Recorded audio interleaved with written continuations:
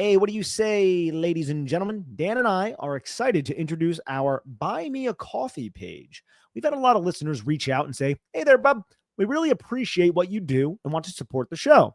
Well, here's one way to do that without big corporations taking, 30% of the cut of your generosity. Just head over to www.buymeacoffee.com/bigbluebanter and chip in if you'd like to support us directly. Every contribution means a lot, and it helps keep the show going strong. We appreciate each and every one of you. Thanks for listening, and have a lovely day.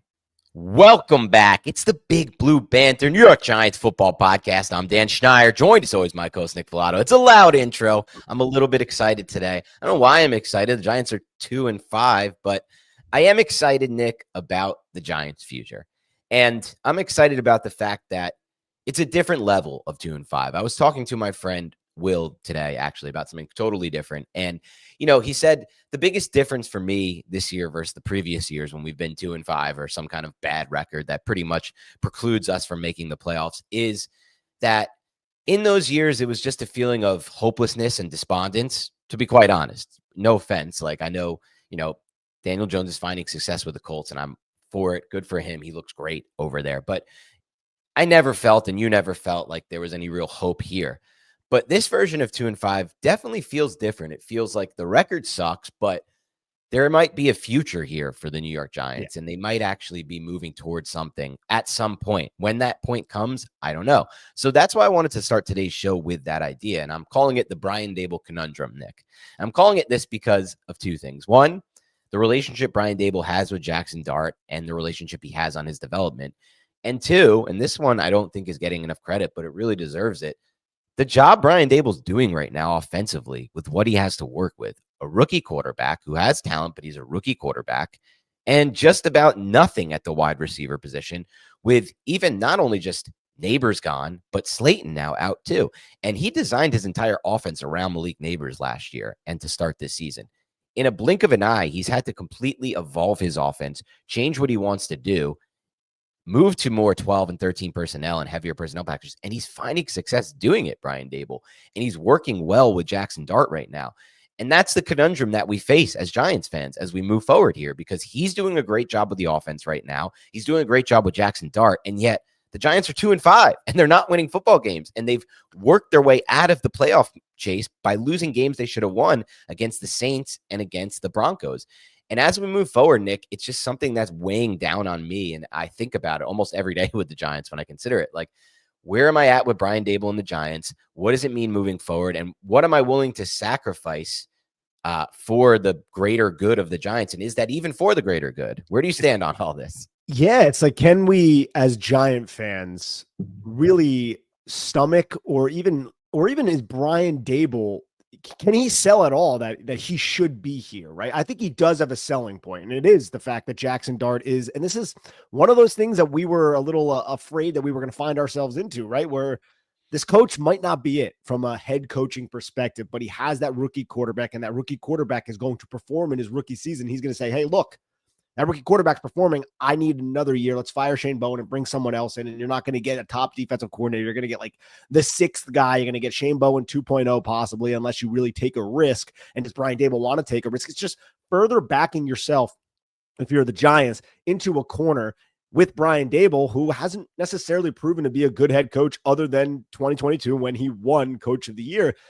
But to your point, Dan, you can't really argue against what he's doing with a 12 personnel package consisting of Daniel Bellinger and Theo Johnson, and how he's creating explosive plays and how he's maximizing Jackson Dart. And he's putting up 30 points a game, 27 points a game on good quality defensive teams. Like, that cannot be overlooked. But is that enough to retain this head coach for another season? I think John Mara and Steve Tisch, and now the Coke lady, Julia Coke, I think it is. Sure. Even though she doesn't have controlling stake, but regardless, they want to be patient.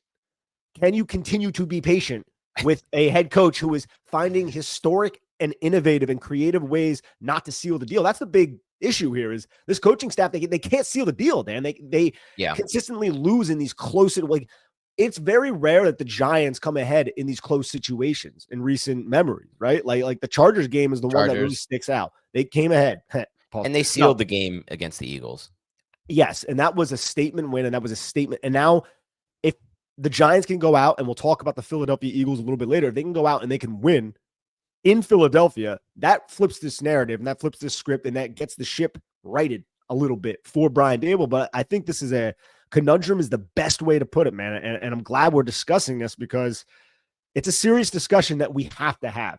Yeah. I lean towards, and this is, look, Dan, you and I, we thought Brian Daboll and Joe Schoen shouldn't have been retained last year. We were quite frank about that on the podcast. We did, I think, a high-quality podcast on the pros and the cons of retaining or firing Brian Daboll. And I like Brian Daboll as a guy. Seems like a good guy. Don't really believe in him as a head coach right now. But I can easily see John Mara and Steve Tisch being like, look, we have this rookie quarterback, and they were creating explosive plays, and they were good on offense. We got to bring it back, and we got to bring the ship back again. Don't know if that's the best opinion, but you got to look at the future and say, what is the most important thing about the New York Giants right now? It's probably that first-round quarterback that they drafted, and that first-round quarterback is playing well, albeit it's still a little bit early in the season. Well, that leads to the second point of discussion, which I want to get to, but I don't want to get to it right now. I want to first fully unpack the first part of this. And I want to look at it more from the angle for both of us, Nick, of what we feel and what the fans should feel based on our research or based on just researched or maybe researched opinions versus what the Giants will do, because that's more difficult to predict. On our end, when it comes to Daboll, the conundrum for me is less. It's like more along the lines of like, okay, if it was just all about feels right now, and it's like, oh, Brian Daboll and Jackson Dart, they love each other, it feels good, I wouldn't really care. But when it's on the X's and O's level, like it's been, that's when it like starts to really change my opinion to some degree. Like going back through the Broncos tape, man, we went over it on the Offensive All 22 podcast. Nobody's cracked the Broncos defense for explosive plays all year. They gave up 615+ plays all season before the Giants played them. And the Giants got 10 against them. That's a huge number. Like that is, and when we watched the tape, like we saw coverage breakdowns. We saw we saw open post, like we saw like areas of the field where the Giants were figuring out how to attack this Bronco scheme that no one so far has played them, besides Daniel Jones and the Colts, by the way, credit to them, have been able to figure out. And to me, and even they didn't do it at the explosive play rate that the Giants were able to do it at. The Giants scored 5 touchdowns against the Broncos. They only allowed 6 in the previous 6 weeks. Right. That's insane. And the fact but again, on the flip side, and not to change the point, the Giants scored 5 touchdowns. The Broncos scored 4 and a field goal, and somehow the Giants ended up losing. The game. And that's the reason why it's like, how can I buy into this coach? He keeps finding these creative wins, lose these winnable football games, and this isn't the first time. And that's point 2 and 3, that's point 2 of 3 that I want to unpack in a second. But like back to that point, like it's not just like it was some random one-off. Like when we went into the Chargers game, that defense was playing at a higher level than any defense. And the Giants did a lot of things there too to beat that defense. And then finally the Eagles, like you go up against Vic Fangio, look, it's going to be we'll talk about this today. It's going to be a way different game with those two guys on the field that they didn't have. Those are probably their 2 best players at this point, Mitchell and Carter. But regardless, it's a Vic Fangio defense. And regardless, it has plenty of talent on that defense. And we put up, 5 touchdowns against that defense as well? Was it 4 or 5? I don't remember against the Eagles 2 weeks ago. I think it was 5, though. So it's like back-to-back weeks of beating these defenses. And look, we can give all the credit we want to Jackson Dart and Andrew Thomas, and they deserve credit. But it's Brian Daboll, too. When you watch the tape, you can see that there are situations, because I just watched this week, we did 2 full, like, packed film episodes for Beyond the Box Score. I watched so many different offenses this week on tape, Nick. The Bears, the Panthers. I watched all these different offenses. You watch some of these offenses, man, and you see them in third downs, and you see them in pass downs on the early pass downs, and there is no separation for a lot of these receivers. There's no open players like we saw Daniel Bellinger multiple times this week, and Theo Johnson and Wandell. There's not these opportunities that the Giants offense of staff is currently affording the Giants offense. And it just makes me think, like, I don't think this guy is an offensive guru, but I do know that he is bringing out his best from an offensive standpoint this season, him and Kafka, doing things that they're doing that they did at times the beginning with Daniel Jones during that 2022 season, but at a higher level, because we're also now getting explosive pass plays that we never got, the post wheel, the deep pass to Bellinger, among others, like opportunities that we just never were afforded. And it's from scheme. too, Right. as you pointed out, right? Like there's always okay, it's middle of the field close, it's cover one. I have a one-on-one matchup with little Jordan Humphrey against a 5'9" corner. I'm going to take that. Like the Giants have always, and Brian Daboll has always executed upon that. But it's different when it's like it's a blown coverage because the Right. safety in the middle of the field saw the backside dig and bit down on that. Now no one's on Daniel Bellinger, right? Right. And some of that is defensive fault, but also it's quality scheming. It's putting defenders into conflict. It is having routes feed off of each other. It's sequencing your plays in a certain way to put a seed into the mind of that safety that, oh man, that backside dig got hit before. Now I need to drive down. Oh wait, Daniel Bellinger's behind me. Oh no, that's a 30-yard. Like it's those little things that the Giants are doing offensively to give them an edge. Right, exactly. And then just to draw back on the film review I've had this week, the best offense I watched schematically by far was the Bears with Ben Johnson. And yet Caleb missed a lot of these open things that Caleb is not processing very well at all right now. Let me just start by saying that. Yeah, I wanted to ask you about that. I have no idea how he's doing. It's the first I watched the past 2 weeks on tape. I loved Caleb coming out of the draft because of the arm talent and the quick release and what that could mean. And there were moments in these last 2 games where it's just like he hits his back foot, everything's perfect, the release is on time, and like he's anticipating stuff and it's ripping there. I'm like, yeah. But then there's moments where he's in the pocket and there are open receivers that Ben Johnson designed for him, and he's just not seeing it at all. Jackson Dart sees the field better than Caleb right now. And that's something that we always say when we break down these quarterbacks, like we just can't figure it out from the college tape. It's very difficult to figure out. Yeah. It's just a projection from us, and we can mostly go from the physical skill set. But I'll say this right now, I'm feeling like I didn't have the courage to do it, even though I felt it a little bit in my bones to rank Drake Med QB1 of that class. And I'm kind of regretting not doing it because we should have, I think. We should. We knew we had the conviction, but Caleb's arm talent was just too good. Like that release, if you can get the mental aspect down with Caleb Williams' skill set, you could be like Aaron Rodgers' offense. Yeah, absolutely. And when it came to Drake, like Drake was just making throws, and we don't have to make it about this, but Drake was making throws that it's just like there are a few people in the NFL who can attempt that and be as successful as he is. There were frustrating things about Drake May, excuse me, when it came to simple stuff, the layups he would miss, but like there were throws over the middle of the field. I'm like, I rarely see people. It's like Josh Allen missed those layups too at Wyoming, and then you just fix it. Like you just coach him out, and nobody should be over focusing on that type of shit. That's bad. Not to circle back to the 2024 draft too much, but then you look at Jaden, and you're like, Jaden's hurt for the second time this year. That was one of our big reason why we knocked him. That was the only reason, and I brought up the stat, and courtesy of Nate Tice, like there's very few quarterbacks ever in the history of the NFL who have made it through multiple seasons at sub 200 pounds, and Jaden had nowhere to go. His frame was maxed at that. Like you could look at him and there's nowhere to add weight. There's nothing to add there. We'll see what happens on that front though. But what's up, bub? Let's be honest. How many of us have that doctor's appointment we've been putting off? The one you meant to make, but just never got around to. I'm sick right now. And that's why I'm happy that ZocDoc is around. ZocDoc is a free app and website that makes booking doctor's appointments quick and easy. Whether it's primary care, dental health, mental health, or urgent care, ZocDoc has you covered with over 100,000 in-network doctors. You can search by specialty, insurance, location, and even availability. So if you've been meaning to get checked out or have a visit that's overdue, ZocDoc helps you find and book the right doctor for you right now. And the best part, you can see appointment slots and book instantly, often in the same day or within 24 to 72 hours. That's convenient.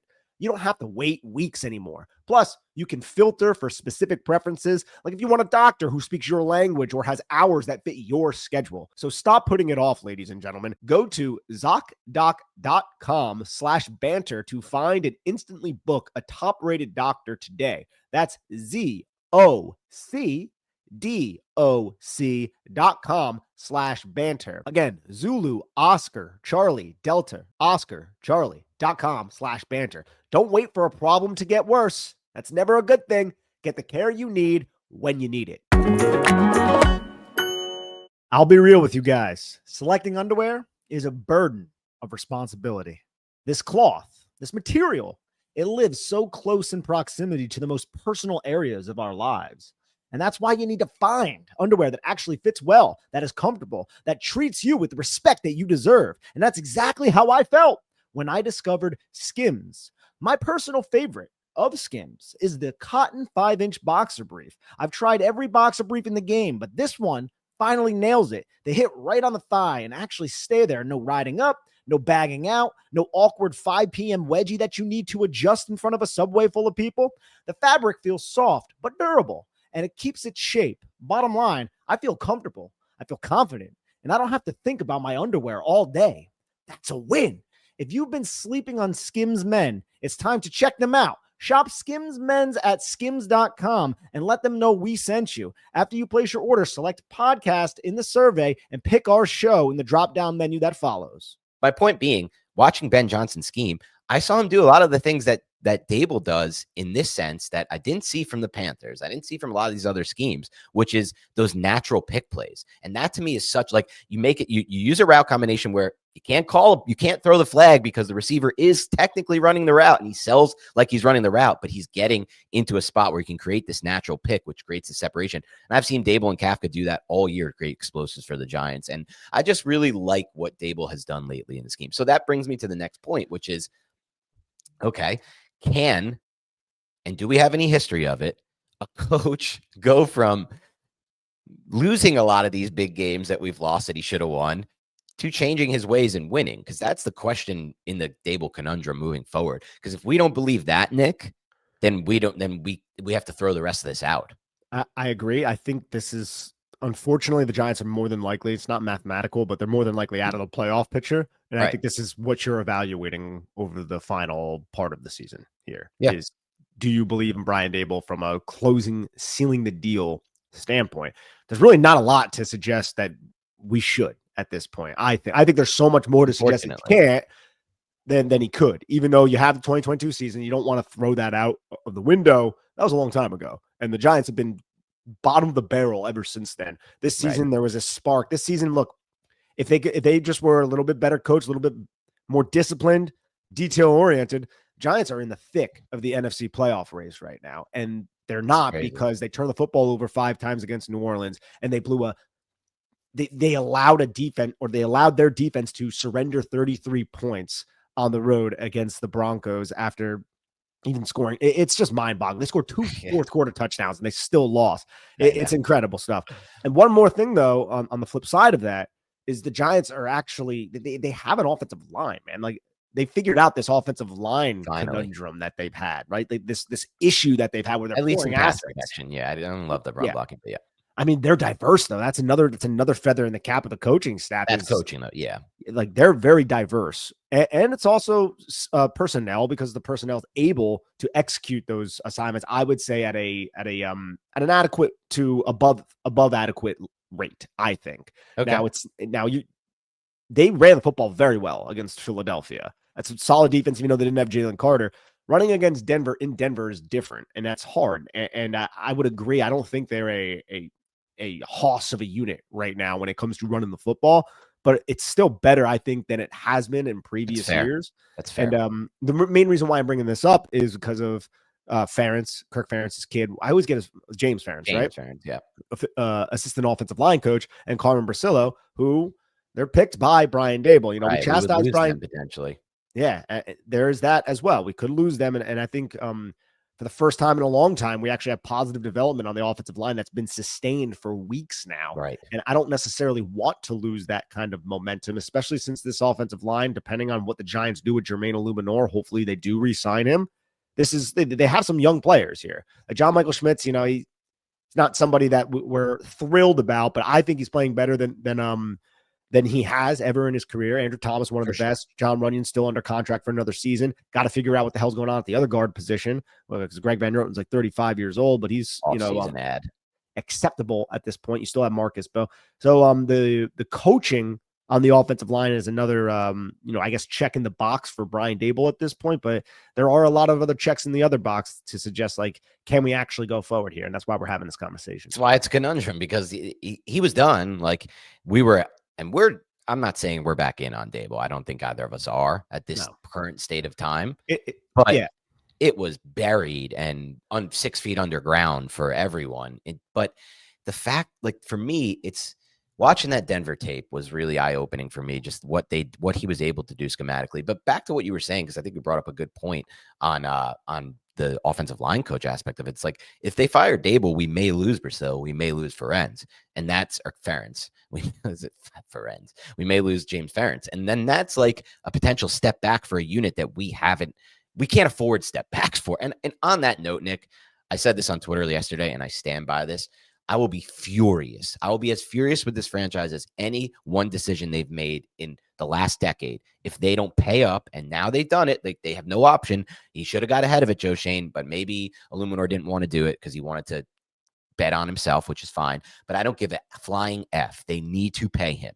I don't care about his age. I don't care about how much he's going to demand on the market, which is now going to be a lot because he has the stats to show it. I think Bobby Skinner posted the other day. He's just not giving up any pressures this year compared to the rest of the tackles in the NFL. I just don't give a flying F. If you don't re-sign Jermaine Illuminor after what we've dealt with that tackle for the past decade, and you just say, no, Marcus Bowe can do it with no real proof that he can do it at the level Jermaine's doing it, you are making the dumbest mistake you can possibly make as a franchise. I do not give a flying F about that money and that cap space that you have to put there. Don't even worry about it. You have Jackson Dart on a rookie deal.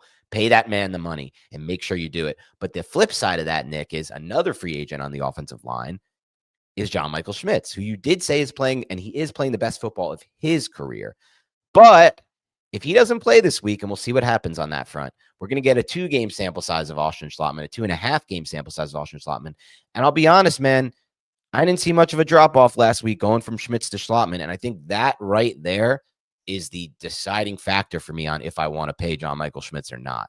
And this is what I've said about the John Michael Schmitz situation from the start.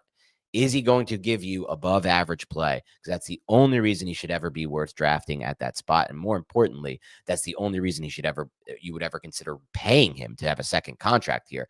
And I just don't know, man. If you can find a Schlottman where you found a Schlottman and he can put together similar tape to John Michael Schmitz, if not better, some people probably feel from watching those two, if they watched every snap, then you just don't ever consider re-signing a player like that. What a disaster of a draft 2023 was.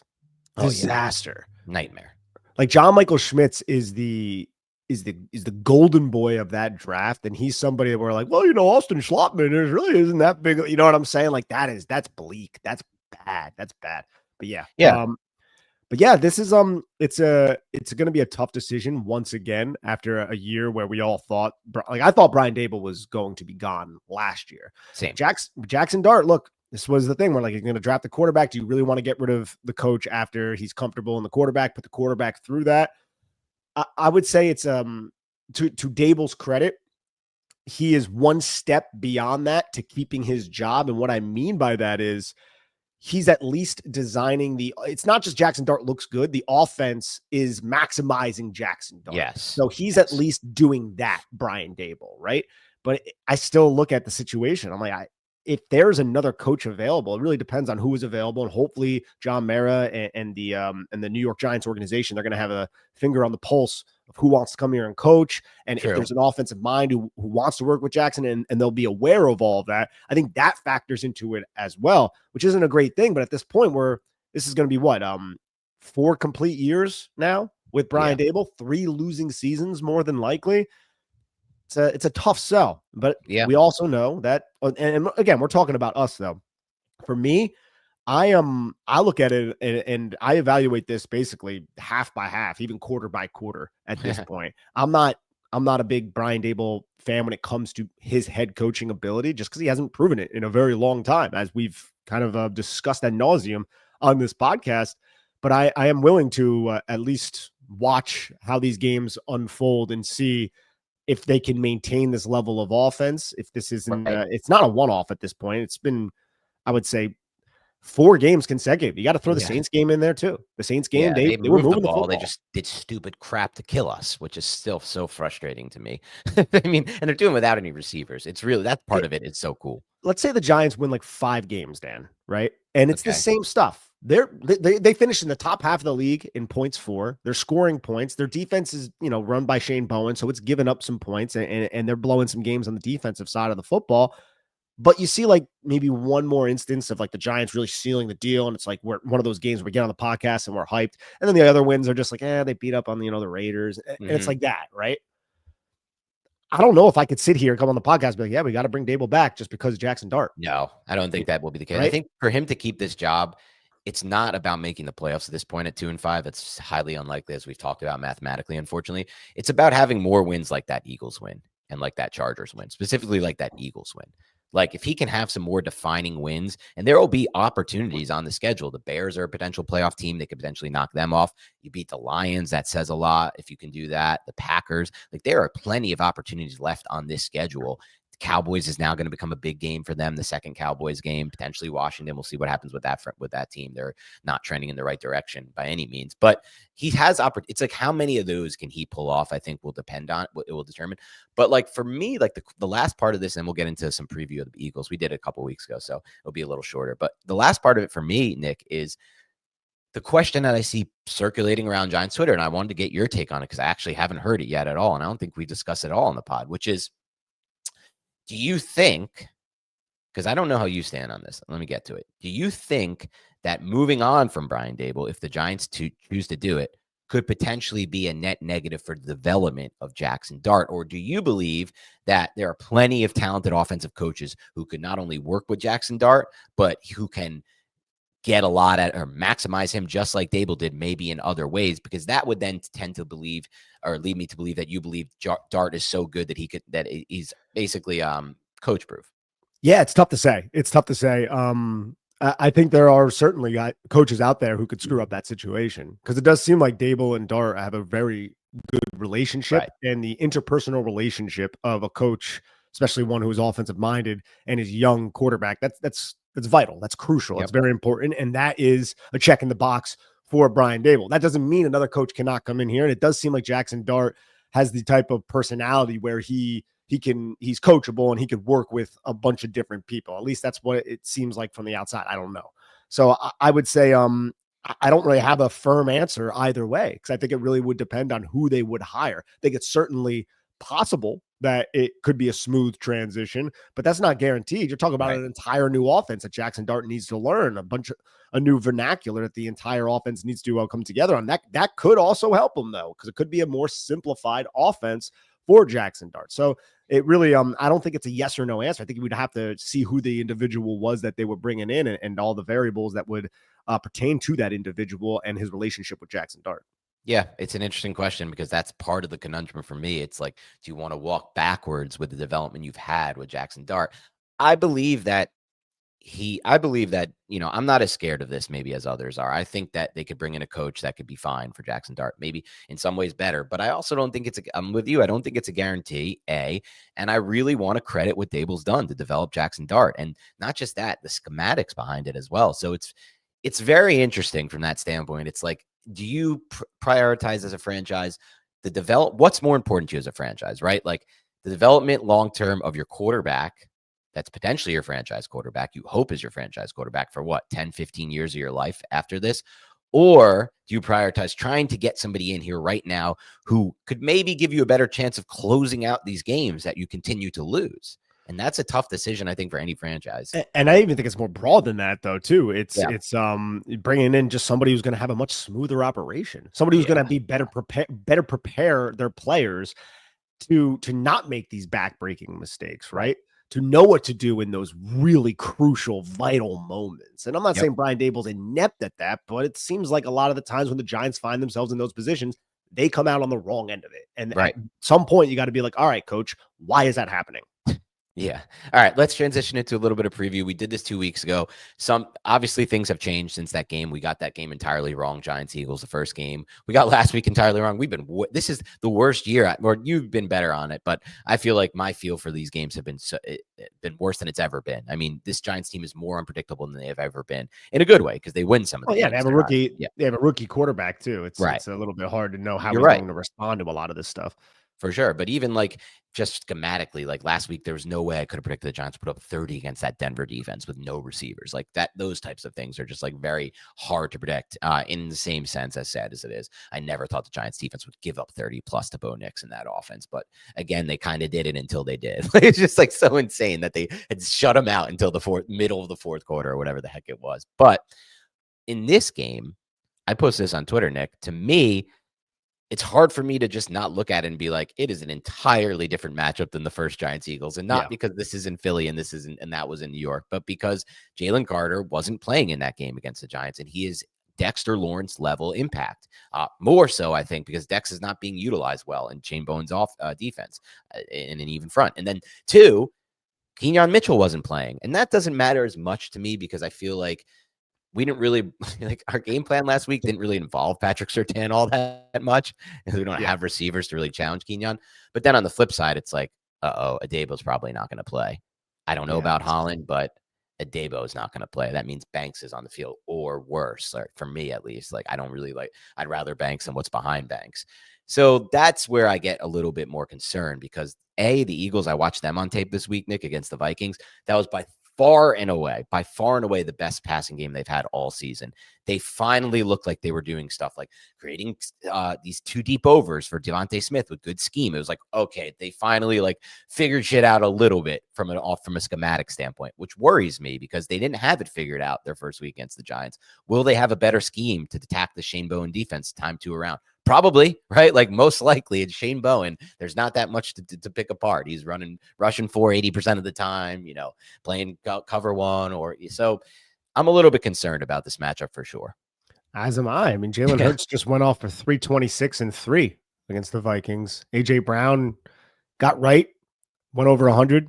Devonta Smith went over 100. So their star receivers going over 100, and they seem to be a little bit quieter this week since all the noise surrounding Philadelphia. And these are hungry guys, dude. Because the Giants dominated them. They punched them in the face on both sides of the football. It was a excellent complimentary win by the New York Giants in all three phases against Philadelphia.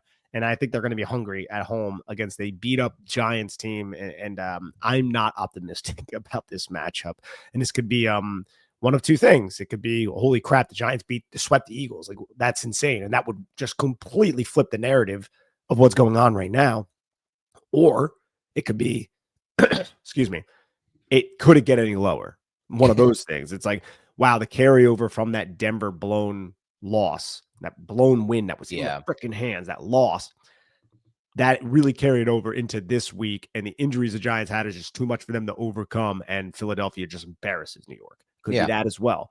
And with the trends of the franchises right now, I tend to lean towards the latter a little bit more than the former. But I do think the Giants will not be lifeless here. I think they will show up offensively. It's defensively is where I have a little bit of somewhat of an issue, which is ironic and kind of funny because last time these 2 teams played, I looked at the Giants defense against that struggling Philly offense, and I was a little bit more excited about that matchup. I think I might even be flipped this time, even though I'm very scared of Jalen Carter and Kenyon Mitchell. For me, I'm hopeful. I'm the opposite of you right now. I'm more hopeful the defense can continue to just stymie Jalen Hurts, even though they got it going. I think Jalen Carter just changes everything for the Giants, unfortunately. I just think he's that level player.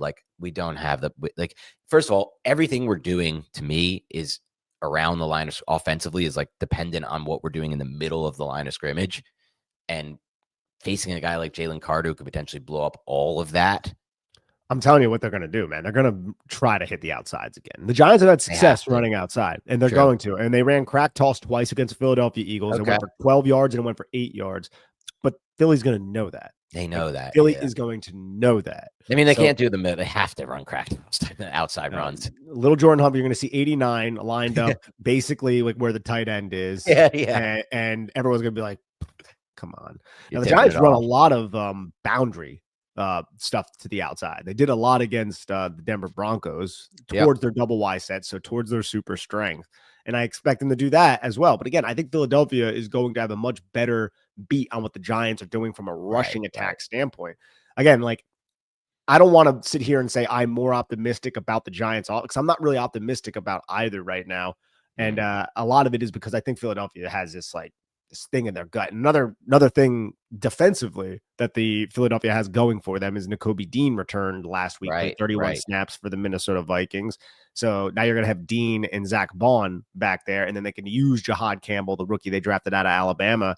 They can use him creatively and to get into 3 linebacker packages if they want to match the Giants 12 personnel. And that linebacking group in base, if you want to call it that, is athletic enough to compete with the Giants in 12 personnel. And that could really stymie the Giants rushing attack as well. It's a very good point. It also, that I love that point by you, because it also could screw up what the Giants trying to do passing in the 12 personnel. That is interesting. Do the Eagles have better personnel than the teams the Giants have played recently now that those guys are healthy to match the 12 that the Giants are running out, which is interesting. And I thought, that scares me even more offensively, to be honest with you. And I think Landon Dickerson's going to be there too. Well, yeah, no. Dickerson's return last week was night and day for that offensive line, watching them against the Vikings. Like, I'll be honest with you, dude. Like, Patton has taken a lot of crap, and rightfully so, and so is Jalen Hurts, Philly for the Eagles offense. They fooled Brian Flores multiple times last week. They were coverage bust in the middle of the field where Devontae Smith was just running it deep over wide open. And a lot of it was just like Brian Flores really wanted to take away A.J. Brown, and he paid the price for that at times with Devontae Smith. But also, I thought the Eagles did a much better job of seeing the field, of Jalen Hurts seeing the field post snap and them creating route combinations to get players open, which is scary because they had been struggling so much in that regard. Also, lastly, with the Dickerson return, it wasn't perfect, but they ran the ball a little bit better. It's still not perfect, man. Like, watching that Eagles run game, it is so far from perfect. Yeah. So I would say this: they averaged 2 yards carry. Yeah, it's so it's like the problem that was Hurts getting sacked and getting. It was Hurts getting sacked. What was Barkley's average per carry in that game? 2.4.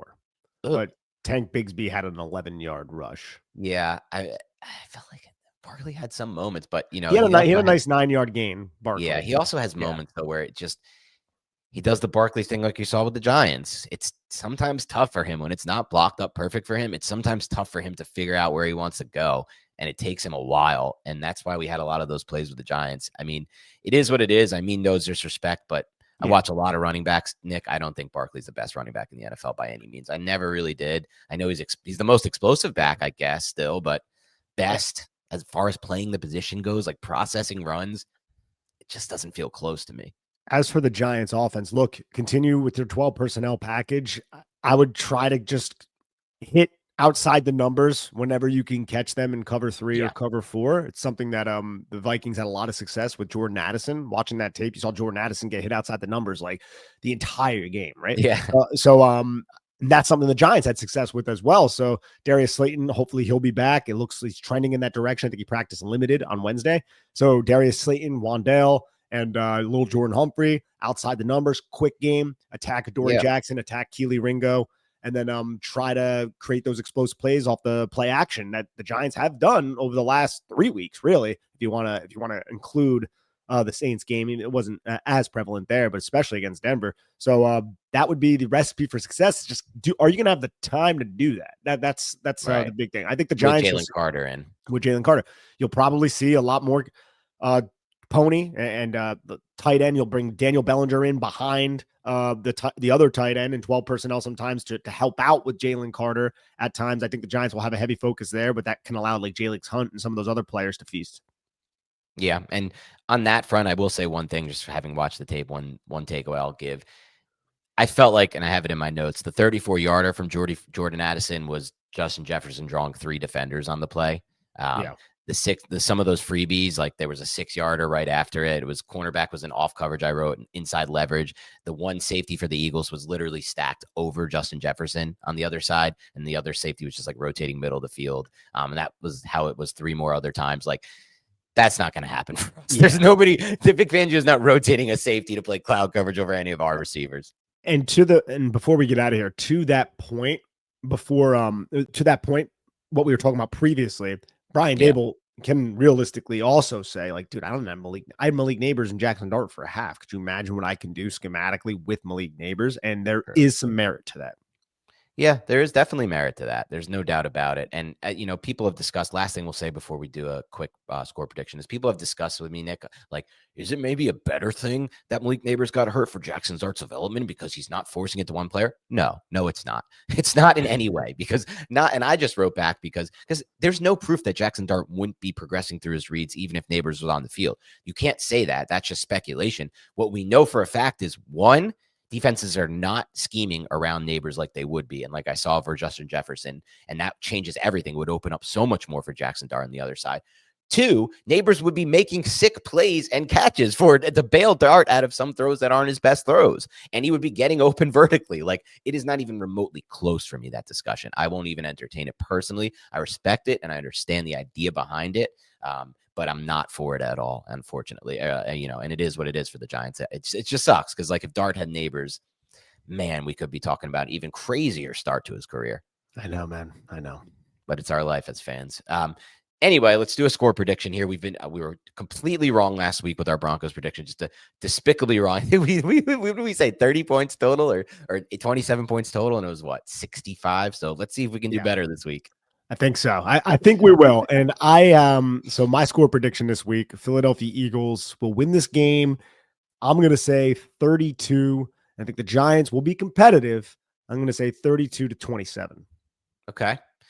I, on the other hand, do not think that I will do better with this score prediction. I feel worse about predicting this score than any game I predicted all season, which might mean that I'm going to do better at predicting the score than anyone I predicted all season based on what we have to work with in our past. So with that said, I actually think Giants defense will show up in this game motivated. They know how to play Jalen Hurts, even though their offense has been better lately. But I think the offense is going to struggle with Jalen Carter back on the field for the Eagles defense. With that said, I'm going to go Eagles 23, Giants 20. Yeah. I think that might be a little bit more accurate than mine, but I'm going. Who knows? I've been way off this whole year. Yeah, I know, but I've been more conservative the last couple of weeks. So I'm like, you know what? I'm going to say that there might be like a fumble return for a touchdown. You know, there's going to be something weird, a special teams, something weird's going to happen in this game. Hopefully it's for the Giants. I'm not sure. Hopefully. Because if the Giants win this game, regardless of the record, it's sweeping the Eagles is beyond that. That's a tip in the cat to everyone in the. I think Brian Daboll could just serve that on a silver platter. To John Mayer and be like, oh, look what we did. You know, we finally got the Eagles. Do you remember they won the Super Bowl last year? Yeah. They'll be saying stuff like that. Of course. All right. Thanks to everybody tuning in to the Big Blue Banter podcast. Have a great weekend, and we'll talk to you soon.